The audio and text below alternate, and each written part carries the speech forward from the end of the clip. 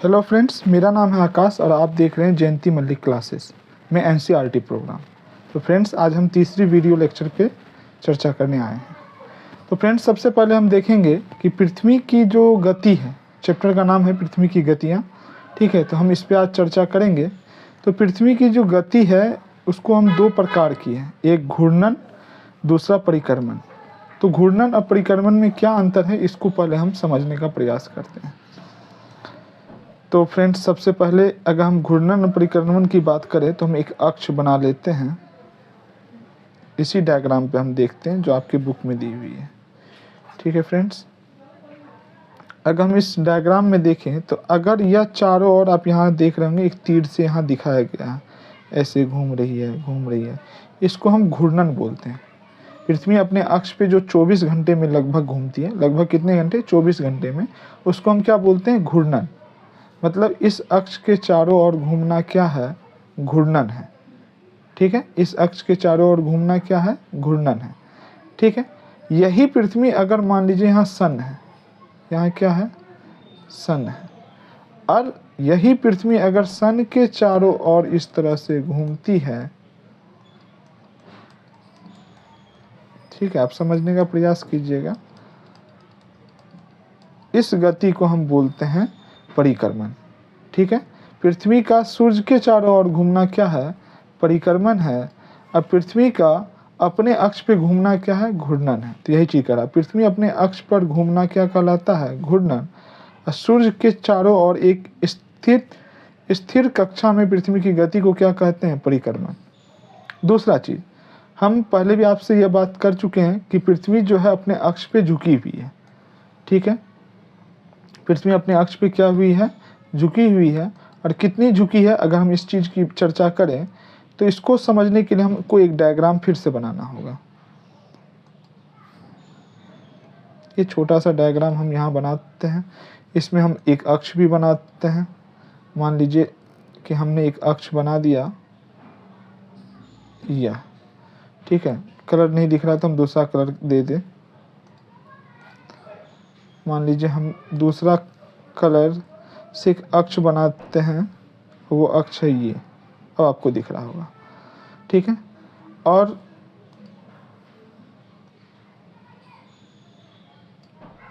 अब देखिए, एक चीज़ यहाँ समझने का प्रयास कीजिएगा।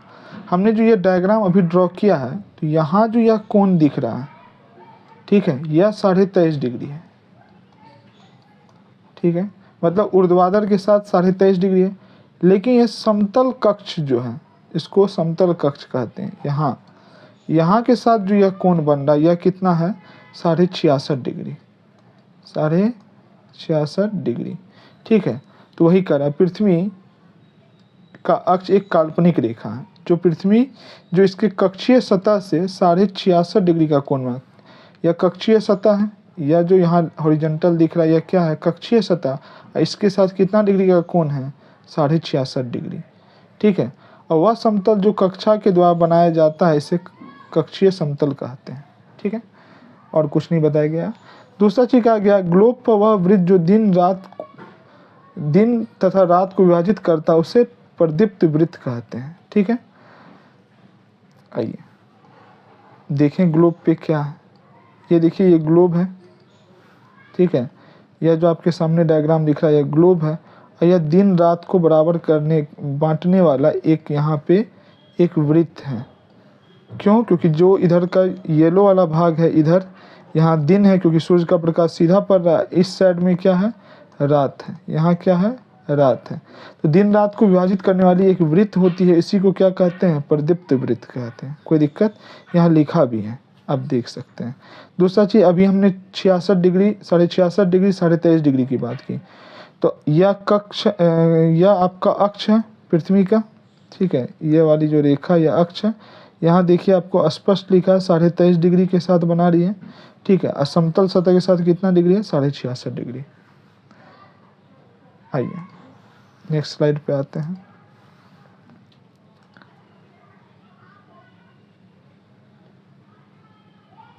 अब सबसे पहला कंसेप्ट है कि परिक्रमण। अभी हम बताए थे परिक्रमण मतलब पृथ्वी का सूर्य के चारों ओर घूमना। ठीक है, और उसमें कितने देर लगते हैं, तो हमने आपको अध्ययन की सुविधा के लिए हम मानते हैं 365 दिन, ठीक है, और 6 घंटे, जबकि एक्चुअल में क्या होता है 365 दिन 5 घंटे 48 मिनट 46 सेकेंड। यह समय लगता है सूर्य के चारों ओर घूमने में पृथ्वी को, जिसको हम 1 साल मानते हैं ना। एक्चुअल समय कितना है 365 दिन 5 घंटे 48 मिनट 46 सेकेंड। तो यही चीज कर रहा है। पृथ्वी की दूसरी गति जो सूर्य के चारों ओर कक्षा में होती है उसे परिक्रमण कहते हैं। पृथ्वी 1 वर्ष या 365 दिन और प्लस में है, प्लस नहीं 1/4 दिन है, मतलब 365 दिन 6 घंटा। अध्ययन की सुविधा के लिए हम क्या मान लेते हैं 6 घंटा में सूर्य का एक चक्कर लगाती है, लेकिन हम इसको सही मानने के लिए क्या मानते हैं 365 दिन। इसलिए आप देखते होंगे कि 365 दिन का 1 साल होता है, ठीक है, और 4 साल के बाद वह 366 दिन का हो जाता है। क्यों? क्योंकि यहाँ जो हमने 6 घंटा छोड़ा, लगभग 6 घंटा, जबकि होता कितना है 5 घंटा 48 मिनट 46 सेकेंड, या 6 घंटा 6 घंटा 6 घंटा 4 बार जोड़िएगा तो 1 दिन बढ़ जाएगा। तो 4 साल के बाद वह क्या हो जाता है 366 दिन का 1 वर्ष होता है, जिसको हम लीप वर्ष कहते हैं। और यह जो 1 दिन बढ़ा यह किस मंथ में जुड़ता है? फरवरी में।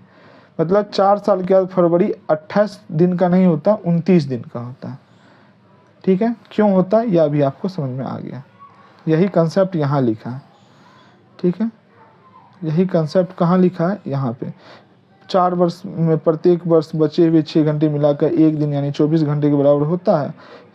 और इस दिन को फरवरी के माह में जोड़ा जाता है, तो चौथे वर्ष फरवरी का माह 28 के बदले 29 दिन का हो जाता है, और 366 दिन का 1 वर्ष होता है, जिसको लीप वर्ष कहते हैं, ठीक है। अब परिभ्रमण मतलब घूर्णन होता है, यह भी हम बताए थे। तो हम बोलते हैं ना कि 24 घंटे का दिन रात होता है, दिन रात मिला के 24 घंटा होता है, मतलब पृथ्वी अपने अक्ष पे 24 घंटे में घूमती है। एक्चुअल में 24 घंटे में नहीं घूमती, 23 घंटा 56 मिनट 4 सेकेंड लगते हैं उसको, ठीक है। तो यह भी डाटा एक्स्ट्रा है जो हम आपको इन्फॉर्मेशन के लिए देते हैं। अब आइए इस डायग्राम को समझें। यह डायग्राम पूरे चैप्टर का सबसे इम्पोर्टेंट डायग्राम है, ठीक है। अब इस डायग्राम आपको थोड़ा स्पष्ट नहीं दिख रहा होगा, जूम करने पे थोड़ा फट जाता है, तो कोई बात नहीं, आप समझने का प्रयास कीजिएगा। जहाँ नहीं दिखेगा वो चीज़ हम बता देंगे। देखिए इस डायग्राम में सबसे पहले तो आप जान लीजिए कि पृथ्वी अपने अक्ष पे क्या है, झुकी हुई है। यह चीज़ हम आपको बताएं। और कितना डिग्री झुकी है? 23.5 डिग्री। तो इसमें 4 पोजीशन बताया गया अर्थ का। एक यहाँ पे है, 1 नंबर यह मान लीजिए, 2 नंबर यहाँ है, 3 नंबर यहाँ है, 4 नंबर यहाँ है। 4 पृथ्वी की पोजीशन है। पहले हम बता दें कहाँ कहाँ क्या लिखा है। यहाँ 22 दिसंबर लिखा है, आपको नहीं दिख रहा है तो हम बोल देते हैं यह 22 दिसंबर लिखा है। यहाँ पे 21 मार्च लिखा है। कितना लिखा हुआ है? 21 मार्च। और यहाँ पे 21 जून लिखा हुआ है, ठीक है। और यहाँ पे 22 सितंबर लिखा हुआ है। कितने लिखे हुए हैं? 23 सितंबर, सॉरी यहाँ पे क्या लिखा हुआ है? 23 सितंबर, सितंबर, ठीक है। यहाँ पे 22 दिसंबर। तो जहाँ जहाँ नहीं दिख रहा पर ये बताए 21 मार्च, और यहाँ पे 21 जून। तो पहले तो यह समझ लीजिए कहाँ क्या लिखा है। अब क्या होगा कि हम आपको जो बताएंगे ना, अब ध्यान दीजिएगा। पृथ्वी अपने अक्ष पे झुकी हुई है, ठीक है। तो हम पहले वाले पोजीशन से स्टार्ट करते हैं, मतलब सबसे पहले हम 22 दिसंबर से स्टार्ट करते हैं।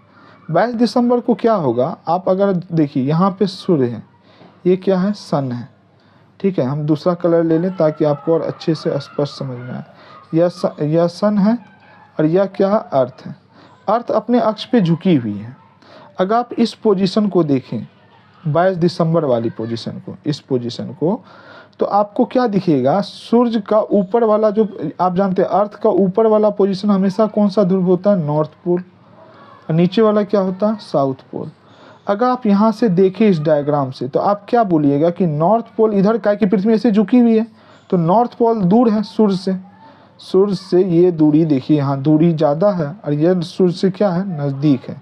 तो हम बोलेंगे साउथ पोल नज़दीक है और नॉर्थ पोल क्या है? दूर है। मतलब उत्तरी ध्रुव दूर है सूर्य से और दक्षिणी ध्रुव क्या है? नज़दीक है, ठीक है। तो हम एक चीज़ देखते हैं कि जब इस 22 दिसंबर के समय क्या होता है, सूर्य का दक्षिणी ध्रुव नज़दीक होता है सूर्य के, और उत्तरी ध्रुव क्या होता है? दूर होता है। समझिएगा मेरी बात को। एक तो यह समझ में आ रहा। दूसरा चीज आप जानते हैं दक्षिणी गोलार्ध में एक मकर रेखा होती है। कौन सी रेखा होती है? मकर रेखा। तो 22 दिसंबर को सूर्य कहाँ लंबवत होती है? सीधा सामने होता है मकर रेखा का। मकर रेखा हम पढ़ाए हैं आपको 23.5 डिग्री दक्षिणी गोलार्ध, ठीक है, वाली अक्षांश रेखा।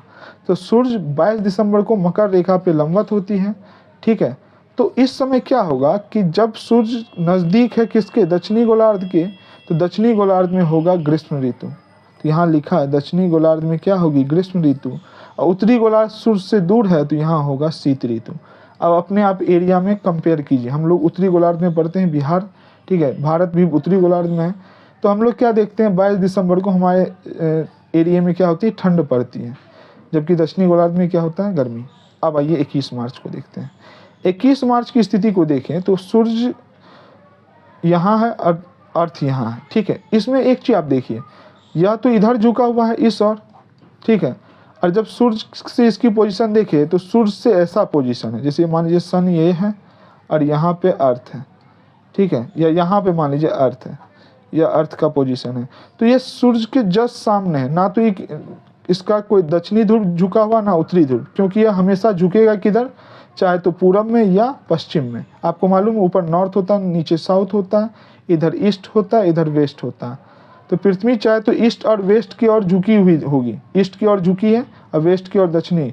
लेकिन यहाँ पे 21 मार्च को पृथ्वी की जो पोजीशन है वह सूर्य के सामने है, ठीक है। इसका मतलब इस समय सूर्य जो है वह कहाँ है? तो वो विषुवत रेखा पर लंबवत है। किस पे है? विषुवत रेखा पर। 0 डिग्री वाली रेखा आपको याद होगा, विषुवत रेखा, इस पे जस्ट लंबवत होती है। तो इस समय क्या होता है कि आप जानते हैं कि 22 दिसंबर को दक्षिणी गोलार्ध में ग्रीष्म ऋतु था। तो भाई ग्रीष्म ऋतु के बाद क्या आएगा वहाँ? शरद ऋतु। तो दक्षिणी गोलार्ध में आ जाता है शरद ऋतु और उत्तरी गोलार्ध में यहाँ शीत ऋतु था। याद रखिएगा 22 दिसंबर को। तो शीत ऋतु के बाद क्या आएगा? वसंत ऋतु। तो यहाँ आ जाता है उत्तरी गोलार्ध में वसंत ऋतु, ठीक है। समझ में आ रही है बात? इस डायग्राम से ही बहुत सारे कंसेप्ट आपको क्लियर हो जाएंगे, समझिएगा यह चीज़। अब आइए 21 मार्च के बाद कौन सा आते हैं हम? 21 जून को। 21 जून की पोजीशन में आप देखिएगा तो ये है 21 जून की पोजीशन। अब इसमें देखिए तो यह उत्तरी वाला जो ध्रुव है, उत्तरी गोलार्ध वाला जो पोजीशन है, उत्तरी ध्रुव वाला पोजीशन, यह सूर्य के नज़दीक है, जबकि दक्षिणी वाला क्या है? दूर है, क्योंकि सूर्य इधर ईस्ट की ओर झुका हुआ है। समझ में आ रही है ये बात? तो 21 जून को क्या होता है कि सूर्य की किरण सीधा लंबवत होती है कर्क रेखा पर। किस रेखा पे? कर्क रेखा, 23.5 डिग्री वाली उत्तरी अक्षांश रेखा लंबवत होती है। तो उत्तरी गोलार्ध में होता है ग्रीष्म ऋतु। आप देख लीजिए जून में हम लोग की तरफ क्या पड़ती है? गर्मी पड़ती है, जबकि दक्षिणी गोलार्ध में क्या पड़ता है? शीत ऋतु। यह 21 जून की बात है, ठीक है। अब आइए 23 सितंबर की बात करें। 23 सितंबर को क्या होता है कि यह अर्थ इस जगह पे आ जाता है, पोजीशन नंबर 4 पे, ठीक है। ये सूर्य के सामने है, तो आप इसमें देखिएगा कि सूर्य के सामने है, इसका ना तो उत्तरी ध्रुव नज़दीक है ना दक्षिणी ध्रुव। मतलब इस समय सूर्य की जो किरण है सीधा किस पे पड़ेगी? विषुवत रेखा। किस जगह पड़ती है? 23 सितंबर को विषुवत रेखा पे, विषुवत रेखा पर। समझ में आ रही है बात? तो विषुवत रेखा पे पड़ रही है। लेकिन आप एक चीज देखिए, 23 सितंबर से पहले हमारे इलाके में, मतलब उत्तरी गोलार्ध में क्या था? गर्मी पड़ रही थी, गर्मी पड़ रही थी। तो गर्मी के बाद क्या आ जाएगा? शरद ऋतु। उत्तरी गोलार्ध में शरद ऋतु और दक्षिणी गोलार्ध में शीत ऋतु पड़ा था। शीत ऋतु के बाद क्या आ जाएगा? वसंत ऋतु। यहाँ लिखा हुआ है। तो आप डायग्राम को अच्छे से समझने का प्रयास कीजिएगा। अगर आपको इस डायग्राम में अच्छे से नहीं दिखे तो आप ई विद्यार्थी एप्लीकेशन नहीं, ई विद्यार्थी साइट पे जाके एनसीईआरटी बुक को डाउनलोड कर लीजिए, चैप्टर नंबर 3 को। वहाँ पे आप डायग्राम को अच्छे से देख सकते हैं। आई होप आपको यह पोजीशन समझ में आ गया होगा।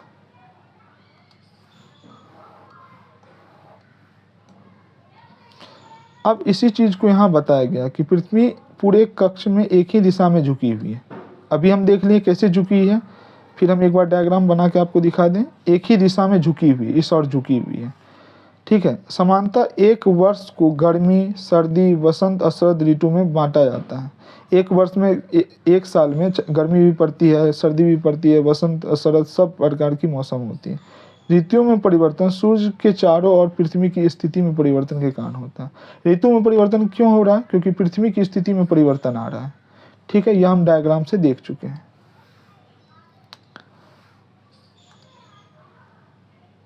चलिए, अब जो अभी हम पढ़े हैं इसी चीज को देखिए, यहाँ लिखा हुआ है। क्या लिखा है? 21 जून को उत्तरी गोलार्ध में सूर्य की तरफ झुकी हुई है। 21 जून को उत्तरी गोलार्ध सूर्य की तरफ झुकी हुई है। अभी आप डायग्राम में देख चुके थे 21 जून वाला पोजीशन कौन था? Position number 3। अगर आपको यहाँ पे याद हो हम बना दें, एक पोजीशन यहाँ था, 2, 3 और ये 4, ठीक है, और बीच में ये सूर्य का पोजीशन था। ठीक है, तो आपको हमने ये बताया था 21 जून को कहाँ होगी? यहाँ पे होगा 21 जून को। ठीक है, तो यह वाला पोजीशन है, यह वाला। ठीक है, तो यह गोलार्ध किसकी ओर झुका है? उत्तरी गोलार्ध सूर्य की तरफ झुका। देख लीजिए, उत्तरी गोलार्ध किसकी ओर झुका है? सूर्य की ओर। सूर्य की किरण कर्क रेखा पर सीधी पड़ती है। हम बताए थे 21 जून को कहाँ पड़ेगा? कर्क रेखा पर। किस पे पड़ेगा? कर्क रेखा पर लंबवत होगा। बाद में हम इसको फैक्ट्स के रूप में भी लिखाएंगे, देख लीजिएगा। जिसके कारण इसमें अधिक ऊष्मा प्राप्त होगी और ध्रुवों के पास वाले क्षेत्र में कम ऊष्मा प्राप्त होगी, कि वहाँ सूर्य की किरण तिरछी पड़ती है। ठीक है, यही चीज़ हम आपको पहले भी बता चुके हैं। अब देखिए होगा क्या कि जब इस 21 जून को यहाँ प्रकाश पड़ेगा तो उत्तरी ध्रुव जो है, यहाँ पे प्रकाश कभी भी कम ही नहीं होता है, मतलब तिरछा ही पड़ रहा है, लेकिन प्रकाश वहाँ पे ऐसा नहीं कि छाया बनता है, कुछ भी नहीं बनता। तो 21 जून से लेके 6 मंथ का यहाँ पे दिन होता है। उत्तरी ध्रुव पे क्या हो जाएगा? अगले भाग पे लगभग 6 महीने तक लगातार दिन रहता है। ठीक है, तो उत्तरी ध्रुव में यहाँ पे क्या होगा? 6 महीने लगातार दिन होगा। अब आइए, और 21 जून में आप देख रहे हैं कर्क रेखा पे लंबवत है। तो कर्क रेखा पे लंबवत है तो इस क्षेत्र में क्या हो जाएगा? दिन, लंबा दिन होगा। ठीक है, और छोटी रात होगी। इसी अवस्था को उत्तरी अयनांत कहते हैं। अयनांत कहते हैं, उत्तरी अयनांत। ठीक है, 21 जून को, क्योंकि 21 जून को सूर्य किस पे लंबवत है? कर्क रेखा पे। चलिए आइए, अब 22 दिसंबर की बात करें। 22 दिसंबर कौन सा पोजीशन था? अभी हमने आपको दिखाया था 22 दिसंबर पोजीशन है ये वाला, पोजीशन नंबर 1। ठीक है, या 21 है या 22 दिसंबर है। ठीक है, अब 22 दिसंबर को अगर यह इधर है तो इसका कौन सा ध्रुव नज़दीक होगा सूर्य के? दक्षिणी। ठीक है, दक्षिणी ध्रुव इसका नज़दीक होगा, मतलब दक्षिणी ध्रुव जो है नज़दीक होगा। अब यही चीज़ यहाँ करा है। 22 दिसंबर को दक्षिणी ध्रुव से सूर्य की ओर झुके होने के कारण मकर रेखा पर सूर्य की किरण सीधी पड़ती है। इसका मतलब 22 दिसंबर को कहाँ पड़ रहा है सूर्य की किरण? मकर रेखा पे, मकर रेखा पे। ठीक है, तो मकर रेखा पे सूर्य की किरण 22 दिसंबर को पड़ेगी। इसलिए दक्षिणी गोलार्ध में बहुत बड़े भाग में प्रकाश प्राप्त होता है। इसलिए दक्षिणी गोलार्ध में लंबे दिन और छोटी रात वाली ग्रीष्म ऋतु होगी। इस अवस्था को क्या कहेंगे? दक्षिणी अयनांत कहा जाता है। ठीक है, चलिए, आई होप आपको ये दोनों पॉइंट समझ में आ गए जो हमने पहले समझाया भी था। अब 21 मार्च और 23 सितंबर की बात करें। 21 मार्च और 23 सितंबर में आप ये पोजीशन देख सकते हैं।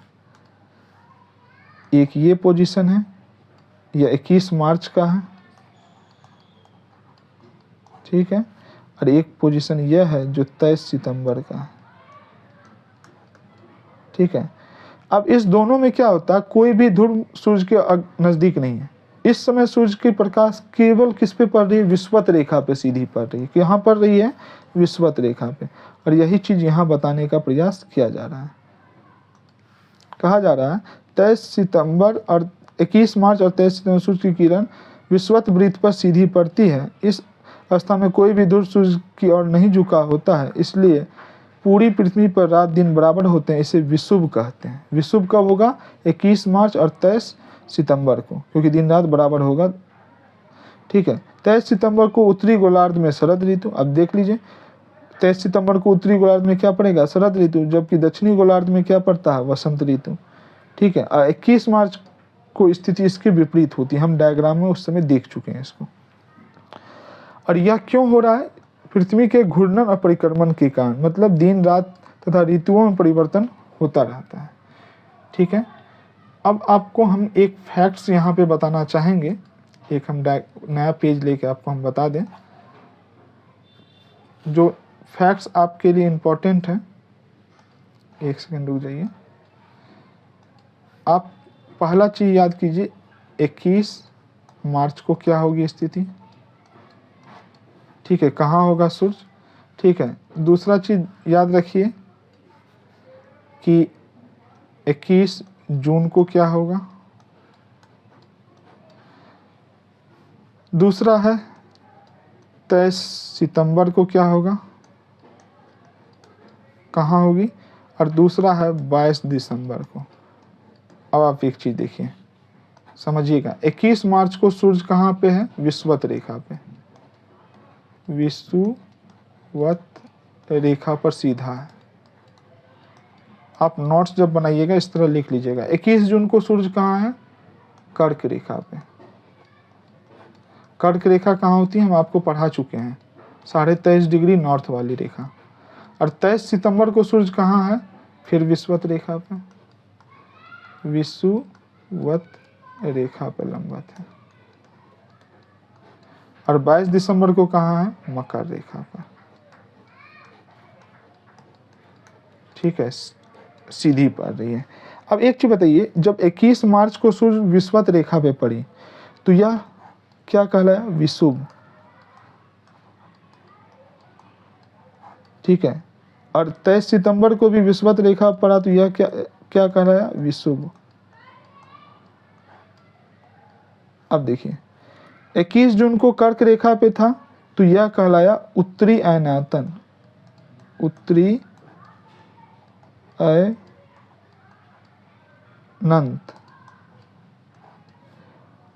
और जब 22 को मकर रेखा पे पड़ा तो यह दक्षिणी